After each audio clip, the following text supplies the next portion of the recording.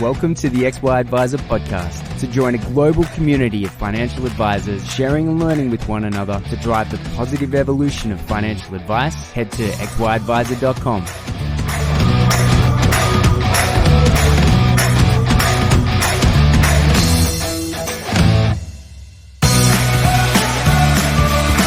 Both Zurich and Onepath life insurance offerings deliver the broadest range of offerings in the market with a combined 4 distinct solutions on offer to better serve all Australians. At Zurich and Onepath, we believe in the value of advice and the professionals who provide it. This means investing in more ways to help your clients and making it easier for you to do business with us. To find out more about how we can help you and your clients, contact your Zurich and Onepath Life or Zurich Investments representative today.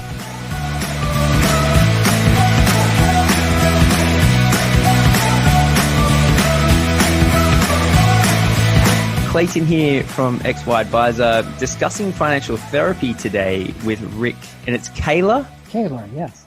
Awesome. All the way over in the States, mate. Thank you for joining me. Yeah, thanks. It's really good to be with you. I have an affinity for Australia. So, have you spent any time over here before? I have spent some time. I spoke at an event over there. It was called the Nazarene Project. It's a group of financial planners, coaches, and therapists. Oh, wow. And so I've been to Sydney, I've been to Adelaide, and then I told my friends in Sydney I liked Adelaide, and I lost immediate standing with them. We call it Radelaide because it's so rad. And Melbourne. Yeah. And around. I mean, I haven't spent gobs of time, maybe a total of a month or so, but it's a delightful country. Well, mate, it's nice of you to say so. What was the name of the conference did you say you spoke at? Because I'd never heard of that before. It's called the Nazarene Project. Nazarene Project. Nazarene was a mythical 15th century prophet. Right. And there's a movement in the States that was founded in 1994-95 by George Kinder and Dick Wagner. And they got their curiosity up because as planners, we give people wonderful financial plans. And about a third of them wouldn't do the exact plan that solved their problem, at least that they stated. And they got thinking, maybe there's something emotional going on here. So they formed this group and named it the Nazarene Project. And it's a leaderless group of financial planners, coaches, and therapists who get together once a year. They have no agenda when they come together. In 2 hours, they create a 2-day conference with 3 tracks. And it's the best thing I go to every year. And it's been going on since then. So it's in its 26th year or so. That sounds so cool. I'm not that even didn't lying. Exactly answer your question. There's Wayne Lear is a CFP in Australia, and he would come up to the Nazarene meetings, as are there several other now from Australia. And he wanted to do what he called Naz Down Under. So he put together the first Nazarene meeting in Australia, and I was fortunate enough to be able to come down, and we had a great time. Oh my God. This is like a secret society of financial planners I had never heard of. This is super cool. Well, it is. If you try to Google it, I don't think you're going to find much. Oh, it's even better. You sent me on a quest now to find out more. This is cool. I could get you into the listserv. Oh, I would love that. Yeah, please. So it's $50 and interest in the emotional side of money. Oh my God. And we only raise money when we want to pare the list, when we think it's gotten too big. Oh, so it's not $50 a year. It's just $50 to whenever the next time is you want money. Right, this sounds super cool. I am not kidding. I definitely want in on this Nazarene project. Oh my God. one of the interesting things I find about financial planning is the more I've had the chance to, I guess, deep dive into financial planning as a subject for about 5 or 6 years, almost as long as my career in financial planning. So I sold my financial planning business a couple of years ago, and these days I just work full time for XY. And the interesting thing about it is the more conversations I have, the more I discover that people have been trying to figure out what this financial planning thing means for far longer than I ever, in some cases, have been born. I interviewed... Well, yeah, we've been at this 40 years. There's still not a legal definition of financial planning. It's crazy, isn't it? It is crazy. Totally crazy. Yeah. And so when we were putting together this, the series is mental health. So we're both for financial planners, but probably focused more on the mental health of our clients. And we're going through this list, and we want to interview 10 people. And as I'm going through this process of interviewing people, I start hearing this term financial therapy, financial therapist. And I'm going, okay, this is a term I haven't heard. And then it turns out that there's a group of people that are coming at financial advice from a therapy point of view, from a traditionally, let's call it marriage therapy, or just focusing on the psychological nature. And that as financial stress is often the largest stress, that these people have built up their financial capabilities and have merged their knowledge of humans with their knowledge of money. And it's dawned on me that this is not necessarily a new thing, but it is definitely a powerful thing. And I'm kind of figuring out why it's not more well known. Our staff here in Australia, Chilla, who's our head of ops, she recommended we speak to you. And then I saw you're the first person I've seen with the title financial therapist. So I was wondering if you could share with us what your background is, and let's go from there. Yeah. So I am a certified financial therapist level 1. I think I was officially the 4th one in the nation. So there's a good reason why you have not heard about this. The Financial Therapy Association was formed in 2010. So it's surprising to me it's even 10 years old. But it's not surprising that you have never heard of this and that it's not well known. It is in its infancy as a profession. So a little bit of how it came to be. It actually came out of the work of the Nazarene Project, because the Nazarene Project is bringing together emotions and money. So the Financial Therapy Association that came out of that when there was a group of about 30 of us in 2009 got together and just tried to decide, is financial therapy a thing or not? And we decided we think it's a thing. And so we started the association. And I think that the power, you alluded to this, behind financial therapy is you have the therapists who are experts in behavioral change. You have the financial planner who are experts in money. And there's a fellow by the name of Daniel Kahneman who won the Nobel Prize in, I think it was 2002. He won in economics. Now, the crazy thing is he was a psychologist. How does a psychologist win the Nobel Prize in economics? Well, he did research that showed 90% of all financial decisions are made emotionally. Wow. Now, what that means is that they're made in the limbic system, not the cerebral cortex.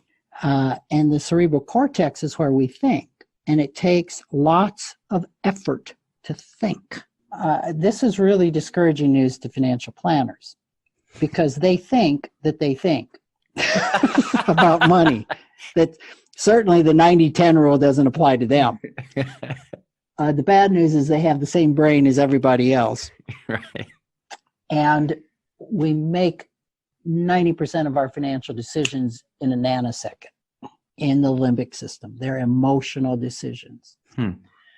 So it kind of occurred to me back around 2000 when I got into the Nazarene project and got interested in this, that, well, if 90% of all financial decisions are made emotionally, and financial planners think 90% of all decisions are made logically, maybe I better learn more about the brain. Wow. Yeah. If I want to stay relevant, because back in 2000, the thought was investments are going to be made a commodity. Mm-hmm. And what's going to be left? The planning and the relationship. Well, today, roll ahead 20 years, financial planning is becoming a commodity. Mm-hmm. And what's going to be left? The relationship, period. So I think it behooves anybody interested in financial planning and helping people financially to become very much a student of human behavior, the human brain, communication skills. So far, there isn't a computer that can put all this together. Now, maybe 20 years from now, it'll be quite different. But so as I explain it to people, that you have your therapist over here, and by and large, when you mention money to a therapist, it's like a cockroach running from light. It's like, oh my God, no, you're not one of those money people. Oh, money, that's bad, that's evil. And when you mention emotions to a traditional financial planner, it's the same thing. Like, what did you just say? It was unimportant. Let's get back to the mutual fund chart. So you have this huge gap in the middle where people live around their money, which is not making 90% of all their financial decisions emotionally. And who addresses that? Your therapists aren't equipped and your financial planners aren't equipped. And Yes. That's where the idea of a financial therapist comes in. So financial therapy, and therapy is a bad word, we think. We actually tried to rename the Financial Therapy Association, and we couldn't come up with another name. Like the financial psychology is a great name, but there's all sorts of legal problems with saying we're about financial psychology and financial counseling. I mean, we really tried. But it is the blending of emotions and money, of psychology and financial planning. So for someone to step into that space and do it well, they need to have training in financial planning, and they need to have training in therapy or coaching or some type of on the emotional side or behavior change. So that's what we've been purporting or pushing, is that to really bring the greatest value to our clients, we need to have competencies in both areas. Now, most planners, if I have a master's degree in therapy, which would be here like a degree in clinical mental health counseling, and I have a CFP, those are very two different realms, right? Oh, yeah. One is left brain. Yeah. One is right brain, right? Yeah. Most of us are drawn to one or the other. Yeah. Obviously, I'm left brain drawn. So it's been a great work for me to become aware of the behavioral principles of learning myself emotionally. I feel far more comfortable in the numbers.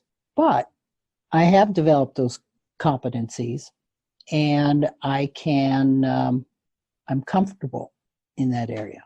I'm not brilliant, but I'm comfortable. You have a lot of planners that get into planning so they can be with people. Yes. And the relationship is important, and they just hate the numbers. It's like, oh man, I got to struggle through this stuff so I can be a planner. Yeah. Right? Yeah. So I typically find that even though a person is double degreed or has the training in each area, they tend to like one area over the other.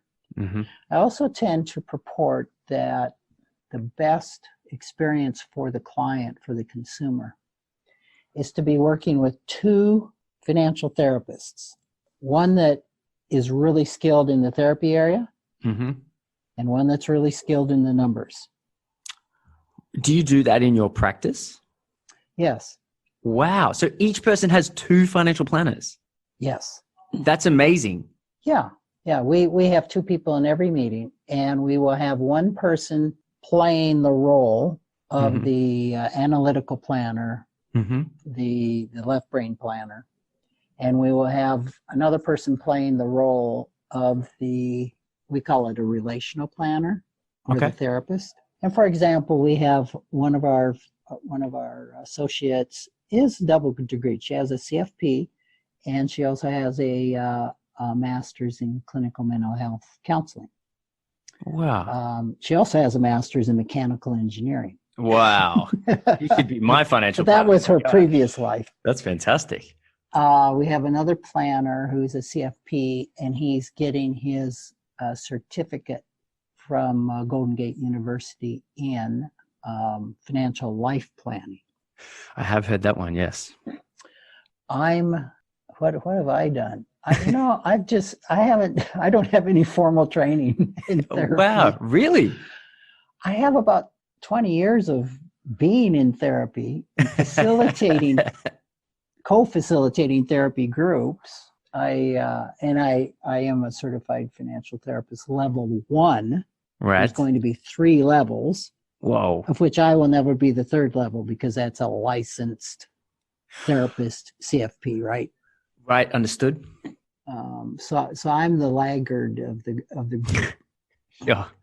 But we just think it's really important to provide that to our clients. Yeah, I mean, it's an extremely valuable service to get access to someone who's looking after your rational side and after your emotional side, and to have almost specialists in the same room. Now, as that's happening, is this a bad way to think of it? But are they having a good cop, bad cop relationship, or are they having an angel and demon relationship, or how are they competing against each other for which is the best decision, or are they coming at it from a combined we've done the work in the background and collectively we're here to we come with a unified front? Or what is that dynamic like when there's let's say it's just an individual, not a couple, but there's 2 financial planners? What's that dynamic like? That's a really interesting question. They are a team. Okay, so it's really important that both of these planners Mm-hmm. are duly trained, right? Yes. Because the professional needs to know. I mean, it's possible that you can have a pure therapist and a pure financial planner doing this with a client, but they still have got to have done their own work, which is called countertransference work in the mental health profession. Okay. Which means if I'm going to be in a session with a client, we're going to talk about money, and I got all sorts of problems and issues around money. As the therapist, maybe I better not be in that session. Wow, right. Because I'm going to get triggered. Same with the planner. If we're getting into therapy areas that I haven't done my own therapy around, I'm going to get triggered, right? Yep. So you've got to have both of these professionals that understand something about the other. Mm-hmm. And I think it's really important that they walk the walk. That you're not asking a client to do an exercise or to do something you haven't done yourself. You're not asking a client to look at some place in their past history or look at their family dynamics, and you haven't done your own work. Yes. That's highly, highly important. So the relationship between the two is very collegial. It's a team. For example, when I will work with somebody playing the therapist role, and the client wanders into some area. I'll explain, like, one of the areas I am least brilliant in is when a couple starts fighting. Sure. Okay. There's a part of me that goes and hides under the nearest table. All right. And that's because of my history. I am so happy in that moment to have somebody else in the room that gets excited. Oh, great. A fighting couple. This is so cool. And they can just be present with them and hang out and say, when you said this, and they'll unpack it for 20 minutes. And then you said this, and they'll unpack it for 20 minutes. I can relax because that's not my genius whatsoever. So, and it's likewise when you have, especially when you have a therapist that doesn't have a huge amount of training in finance, they are so happy to have the planner in the room, right? Yeah. And this is why you need both, because traditional therapists don't understand finance. I mean, in a rough term, they can be bamboozled by the client around money because they have no context of finance or laws or any of this. Yeah. But when you have the planner in the room, boom, you have instant explanation, or you have somebody there that can hold that space of what's real around money.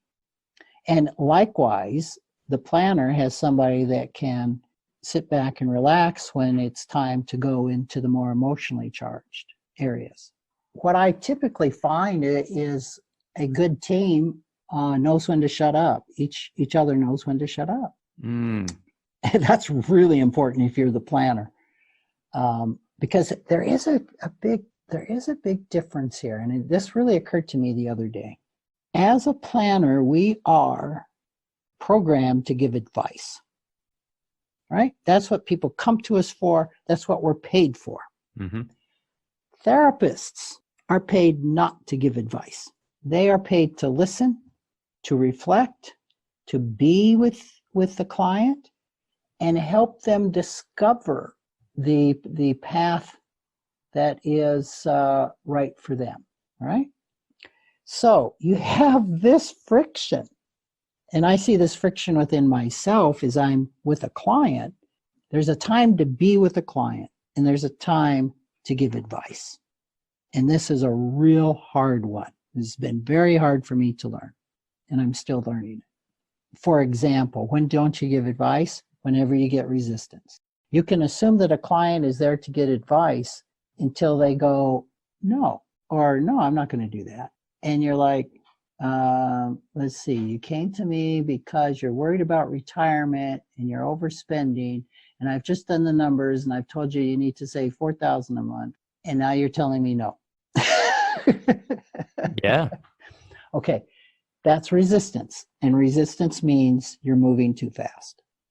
You're moving too fast in terms of you don't quite have the relationship that's required, or moving too fast as in you've gone from, let's call it fact finding, into advice too quickly. Yes, it would be more the latter. Right. It's, okay, I thought that I've heard everything. I've delivered what they've asked for, and I'm hitting resistance. Or it's kind of like somebody coming to us wanting a distribution from their retirement plan. How do I take that? And you're looking at them and you see they have absolutely no estate plan, or they have absolutely no liability coverage, or something that's just glaring. Like the distribution here is the smallest part of your problem. Do you realize that while you might have a little cut on your hand, we have this mass inside of one of your lungs? Yeah. And you get resistance on that. No. Some excuse or some reason. And it's like, they're not ready to see that area. So that's where the learning to be with somebody is so important. That's where the therapeutic methodologies become so important. In the past, all I did is I just hit the nail harder with the hammer. Yeah, same. Like, what part of this don't you get? Yeah. maybe if I raise my voice and say the same thing again, they'll get it. Yeah, I mean, I'm sitting here thinking about all the poor times that I came up against resistance, and my strategies that I dealt with it were horrible. Simply saying, "Oh, you feel a little bit uncomfortable doing this, do you? That's okay. I'm sure you'll get used to it." You know what I mean? Like so I would implement the solution without, because I was such an outcomes focused advisor, and I'm really proud of the outcomes that I achieved. But I was very poor at pulling at taking them along a journey so that they felt like they were the ones creating the advice for themselves, and done in such a way that there was total emotional buy-in. For me, it was just a case of, it was rather abrupt. It was, okay, this is what you were doing, but this is what we're doing now. And there was a fork in the road, and that fork was my advice. And that was how I justified my fees to them, to myself. I was justifying my fees. And as I've gone on this process of learning more and more about advice, I think back to those decisions, and it wasn't pressing to implement that advice. What I should have done is spent more time on that journey with the person. Let's dive deeper into what the problems are. Let's figure out why the resistance is there. And I look back at my past and say, I wish I'd done things better. But, for whatever reason, there's just not a lot of information available for the majority of financial planners. For example, not everyone has access to the Baz Rutten project. Was it the Baz Rutten project? Naz Rutten. That Baz Rutten is somebody else. Yes, he's someone completely different.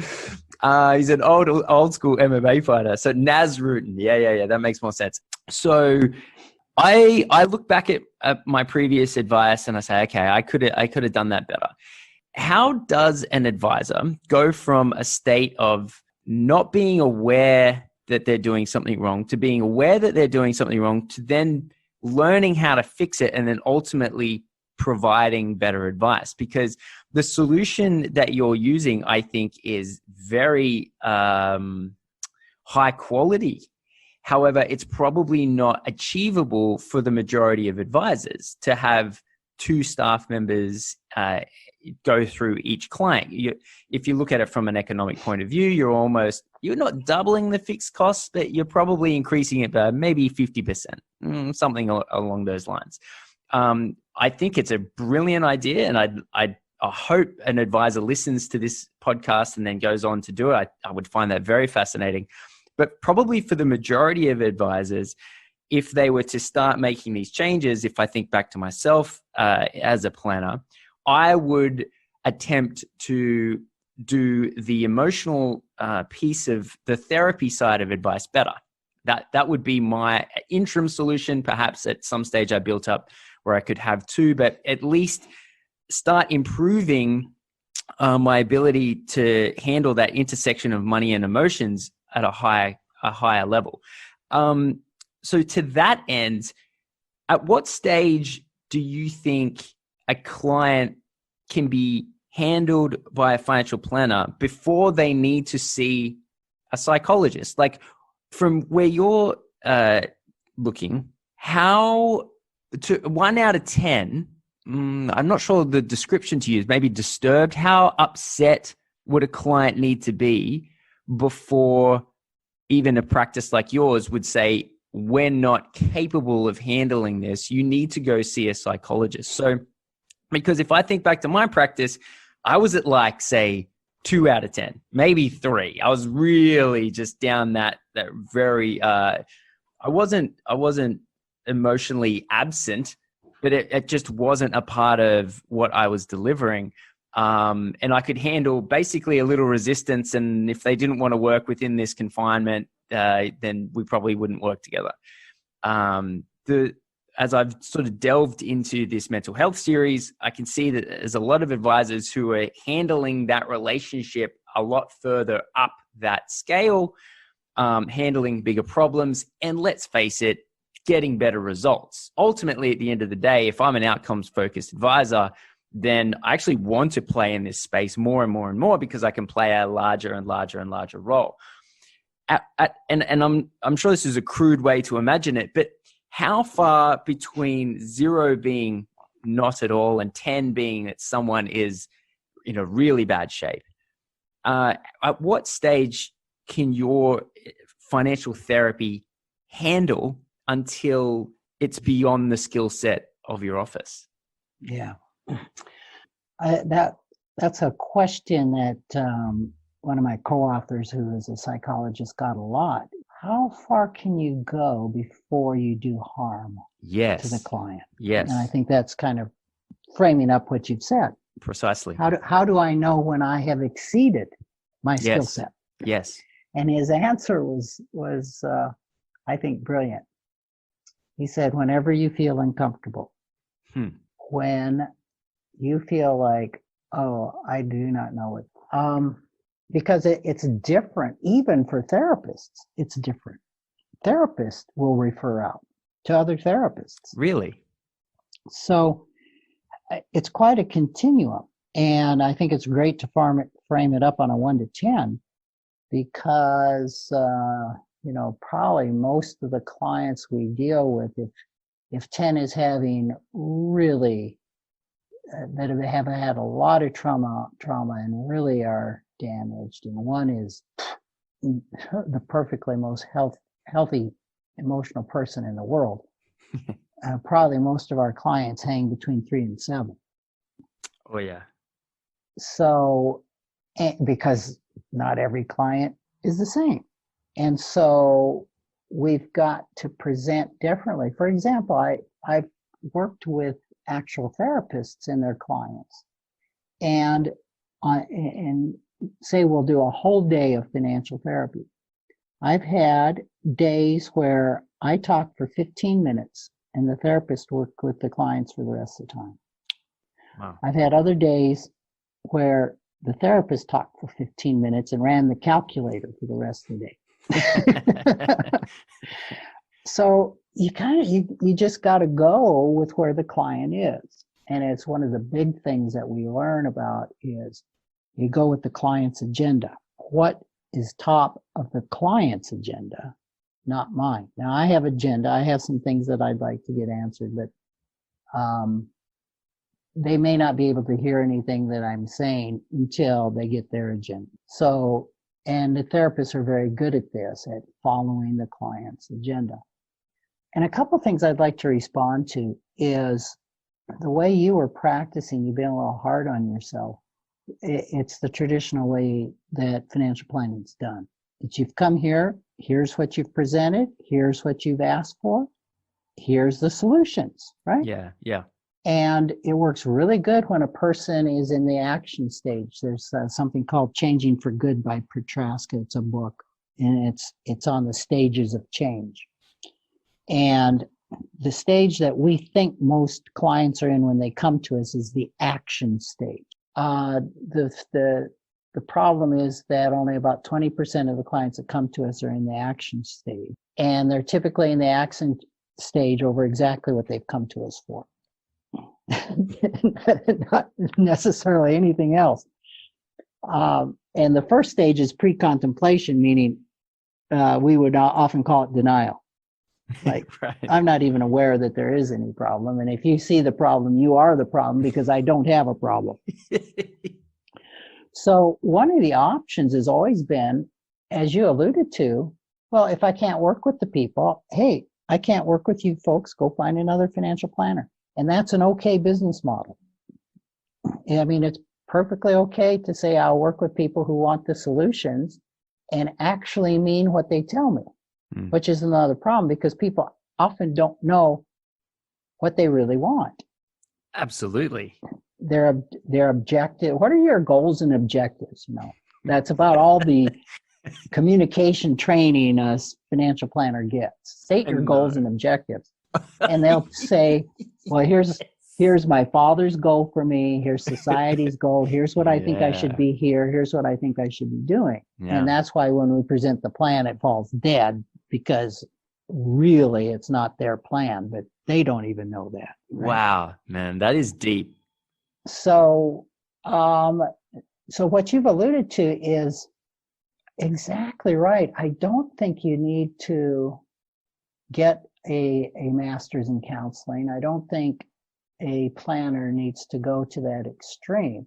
I think we need to start learning more and more about ourselves emotionally. That's where it really starts, quite frankly. You cannot add behavioral competencies by reading a book.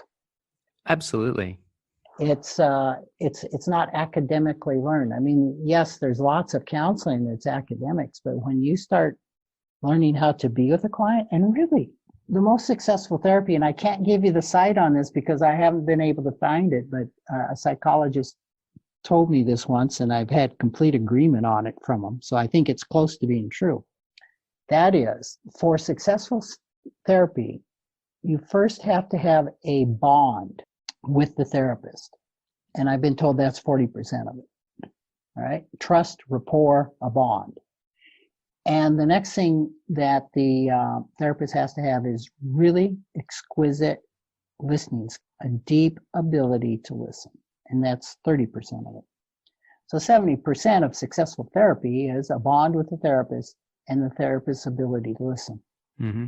Now, I would submit to you don't have to go do 2 years of college to learn that. In fact, you could do 2 years of college and not know a thing about how to really listen deeply. Yeah. And any financial planner, first of all, that the bond is incredibly important. We know we can't do anything without that. And we're talking to people about the most intimate thing they can talk about, their money. So that bond comes very, very natural to a financial plan. So it's adding the deep listening skills. If someone listening to this can do one thing, it's just go out and get into a experiential course that will teach you how to listen. And listening is lifelong learning. It's one of the most difficult things I've ever had to learn is how to listen, how to be with another individual. And so it's that simple, and yet it's that complex, because listening is something, I mean, I've taken some of the same courses over 2 and 3 times.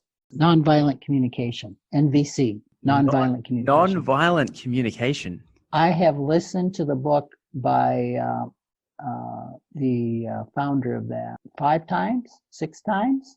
Whoa. You just cannot get enough of it because it's it's really timeless. Nonviolent communication is a great thing for any planner to get curious about. It probably, if there's one thing that I'd recommend. Is that a book or a subject? Yeah, there's books. I think the founder's name was Rosenberg, and you can find his books on Amazon. He's passed away, but his books are great, and he has them on Audible audio books too. Just Google nonviolent communication, and there's a NVC. I think it might even be nvc.org website you can go to, and it is the one best source of learning how to listen that I know of. And That's there's awesome. actually little groups all around the world. Sydney probably has one, an NVC group, where you go and you can practice. Wow.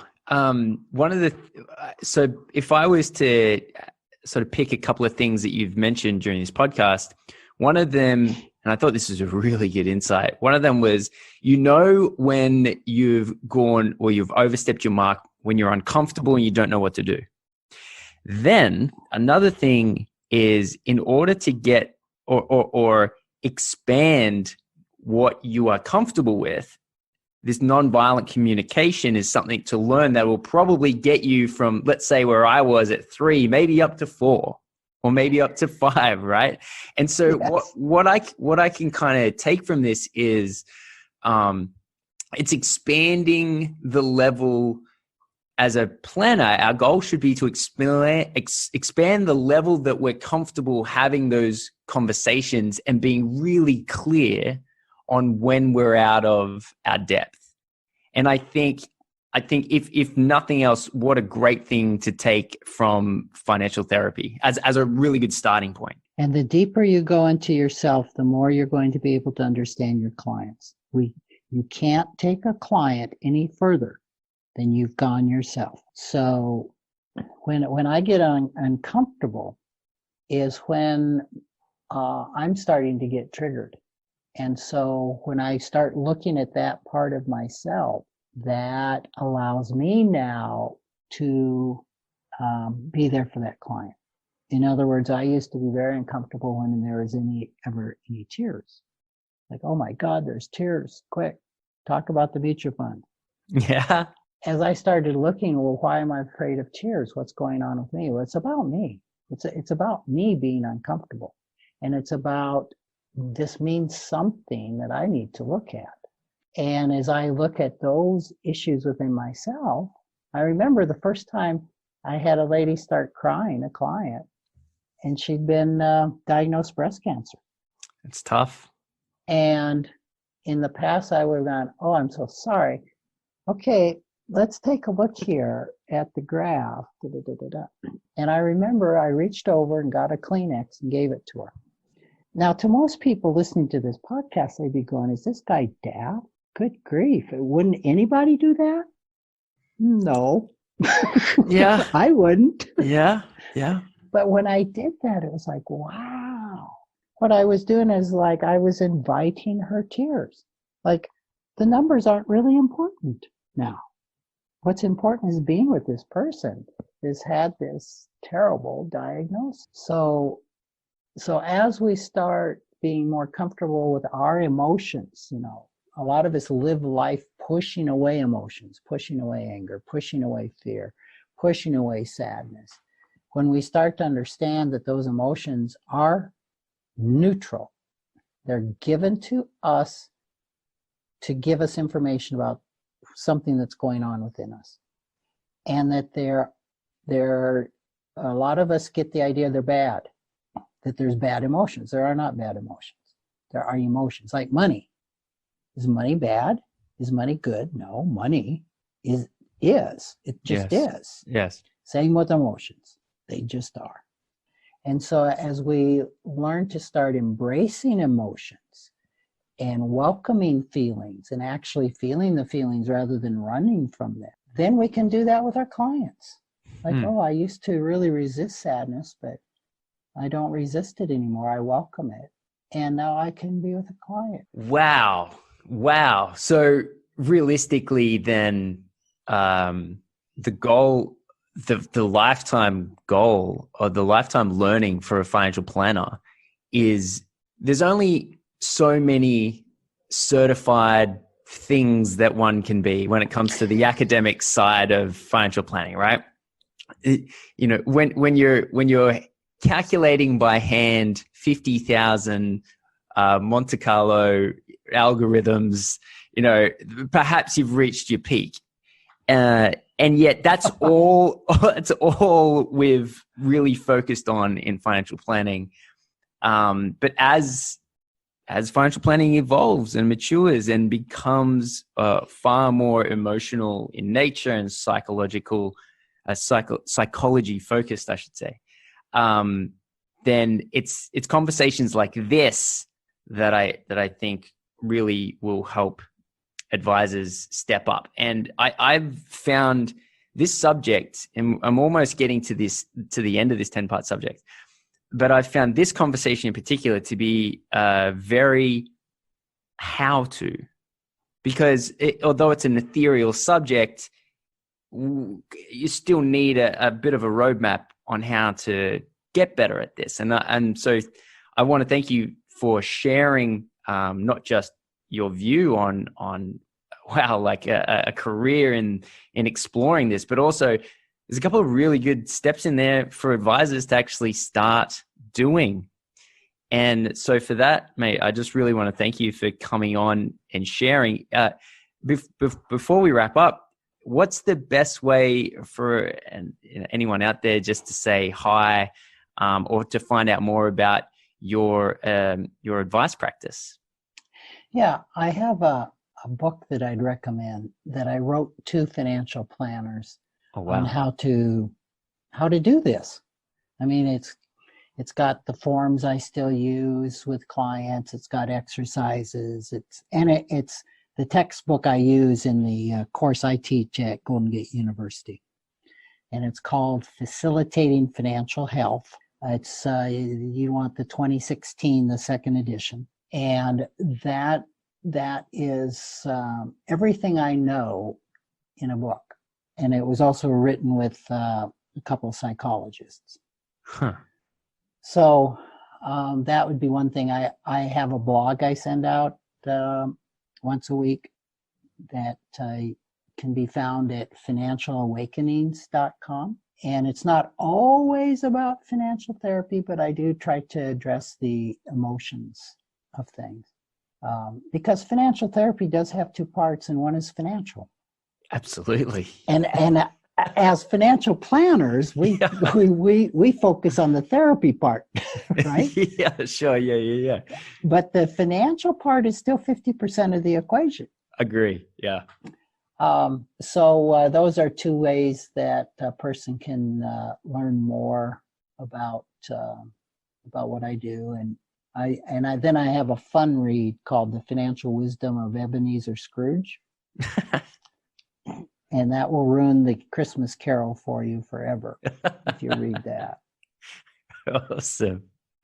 Oh, mate. Well, I could spend hours, but out of respect for your time, thank you so much for coming on. I really appreciate it. It's obviously a little bit later in the afternoon for you, so you've had a long day ahead. You've had a long day. I've got the long day ahead. So thank you. You got a long day ahead. Yes. Exactly, mate. Thank you very much for coming on. Appreciate it. Yeah, I really enjoyed it. Awesome. Cheers, mate.